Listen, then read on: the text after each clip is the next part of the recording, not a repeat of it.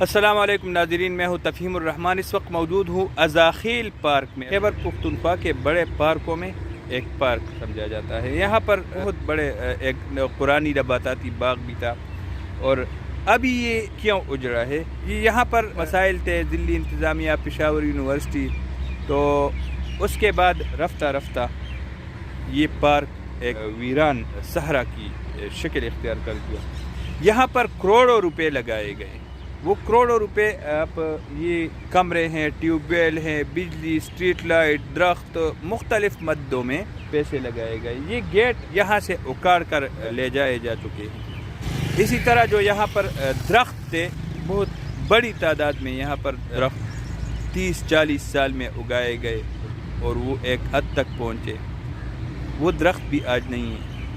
یہاں پر لوٹ مار کیا گیا، یہاں پر کمروں سے فرنیچر، کمپیوٹر، اے سی، جو بھی یہاں چیز موجود تھی، وہ مقامی مافیا کہے، لوگ کہے، تانے کے سامنے، یہ ازاخیل تانا ہے سامنے، اور اس کے سامنے پارک ہے، اور ایک پارک میں اس طرح لوٹ مار کی جاتی ہے، قومی خزانے کے پیسوں کو، قومی املاک کو اس طرح لوٹا جاتا ہے، تو پھر یہاں پاکستان میں کیسی تمنا کرے کہ ہم حفاظت میں رہیں گے؟ یہ تو کل یہ تانا، میرا مقصد یہ تھا کہ یہاں پر جو فرنیچر ہے، یہاں پر جو اسٹریٹ لائٹ تھے، یہاں پر جو انفراسٹرکچر جو تھا، جو جنگلے لگائے گئے ٹنوں کے حساب سے، یہاں سے لوہا وہ چوری کیا گیا، روڈ کے کنارے یہ روزانہ معمول ہے۔ آج یہاں پر مال مویشی آپ دیکھ رہے ہیں، وہ چر رہے ہیں، اور ایک چراگاہ بن چکا ہے۔